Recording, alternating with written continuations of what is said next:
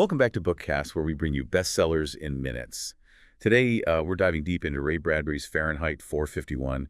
It's a dystopian classic that still has so much to say about our world. So imagine a future where firemen start fires instead of putting them out, and their targets are books. Our main character, Guy Montag, is one of these firemen. But get ready, because his world and everything he believes in is about to go up in smoke. It's fascinating how this book, written decades ago, still resonates with readers today. I think it forces us to confront uncomfortable questions about knowledge, censorship, and the role of technology in shaping our lives. Absolutely. Why does Montag feel this emptiness, despite living in a society that prioritizes happiness? What sparks his fascination with books? And can he truly survive in a world that seems determined to erase history and independent thought?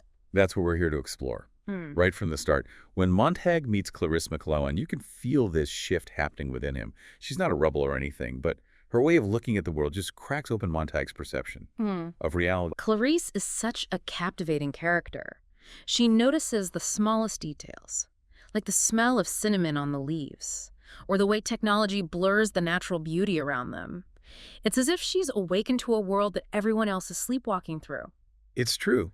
And she's not afraid to ask questions, which is something that seems to have been lost in this society. She makes Montag realize that people are surrounded by technology and entertainment, Right. but are starving for real connection. Exactly. She makes him realize that happiness isn't something you can just manufacture. It has to come from within. And from genuine human interaction, this encounter really plants the seed of doubt in Montag's mind. But then we're introduced to this terrifying element, the Mechanical Hound. It's not just a tool for the firemen. It represents the oppressive power of the state, a chilling reminder that someone is always watching. The hound is a brilliant symbol of how technology can be perverted to serve authoritarian ends. What makes it so effective is the way Bradbury blends the familiar, a hound, with the futuristic, creating this unsettling sense of dread. And remember how Montag feels this growing unease around it. He suspects someone has tampered with it, making it react aggressively toward him. Right. Makes you wonder if anyone can be trusted in this society. If someone can manipulate the hound, who else is being manipulated? And this sense of unease really hits home when Montag finds his own wife, Mildred, unconscious after overdosing on sleeping pills. This isn't just a personal tragedy for Montag. It's a symptom of a society that has become numb to the value of life itself. Mildred is so plugged into her parlor families and virtual realities that she's completely detached from reality. It's heartbreaking because it shows how technology can isolate us, even when we're physically surrounded by people. And the scariest part is that Mildred doesn't even remember taking the pills. It's as if she's lost her sense of self in this digital world. This detachment from reality reaches a tragic climax when Montag witnesses the burning woman, a woman who chooses to die with her books rather than live without them. This scene is just seared into my memory. Yeah. It's not just about the physical act of burning books. It's about the destruction of ideas, the silencing of voices, the erasure of history. This act of defiance forces Montag and the reader to confront the true power of literature. The woman's sacrifice shows the profound connection people can have with books and the ideas they represent. And it raises the stakes for Montag. He can no longer be a passive observer. He has to choose a side. Right. Then we meet Captain Beatty, Montag's fire chief, who delivers this long and complex monologue about the history of censorship. He's not your typical villain, though, is he? Not at all. He's well-read and articulate, and even presents some disturbingly compelling arguments for why books are considered dangerous. Yeah. He argues that they lead to unhappiness and societal unrest because they introduce too many ideas and opinions, making people question the status quo. It's almost as if he's trying to convince himself. As much as he's trying to convince Montag, he even blames the public, saying they chose easy entertainment and instant gratification over the complexities of literature. It's a clever way to shift blame away from the government and make it seem like the firemen are simply fulfilling the will of the people. Yeah. But despite Beatty's convincing arguments, Montag can't shake the feeling that something is deeply wrong. He yearns for something more than the superficial happiness offered by this society. And that yearning leads him to Faber, the former English professor. He sees Faber as someone who can guide him and help him understand the power of books. Faber represents the intellectual spirit that has been suppressed in this society. He provides Montag with a different perspective, a way of thinking critically about the world around him.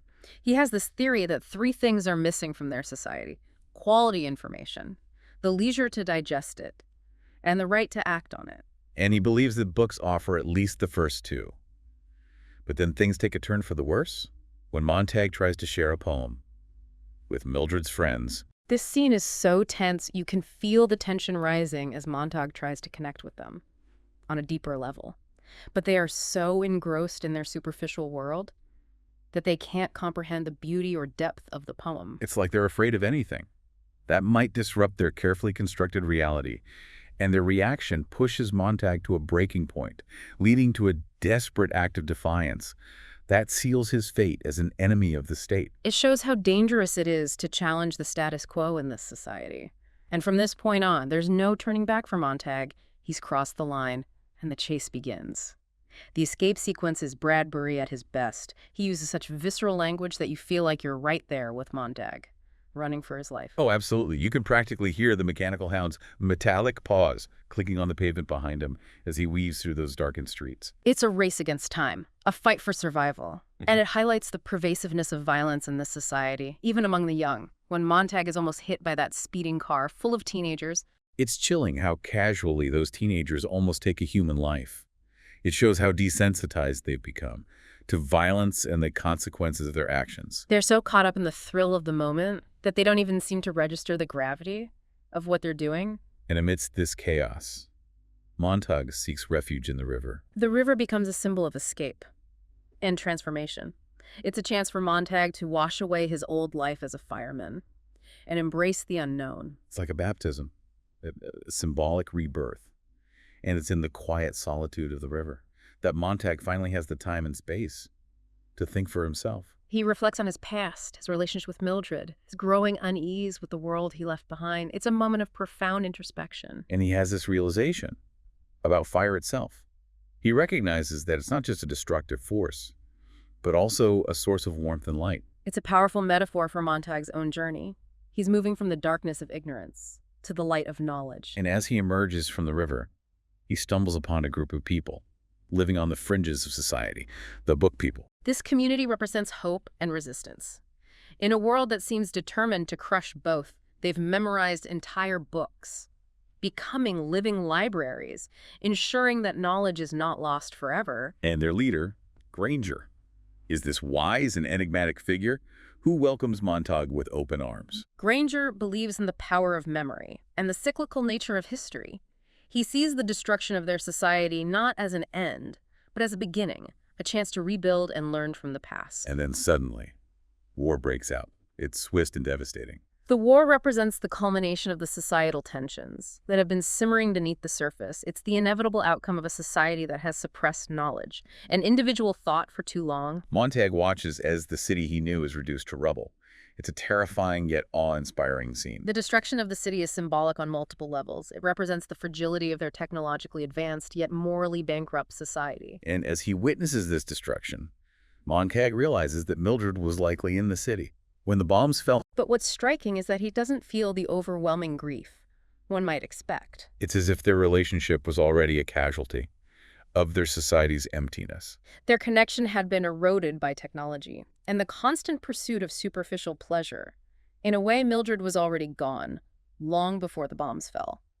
There's this sense of melancholy, but also a strange sense of liberation. It's as if Montag is finally free from the shackles of his past. He's mourning the life they could have had, but he also recognizes that he can't dwell on what's lost. He has to focus on the future, on rebuilding and remembering.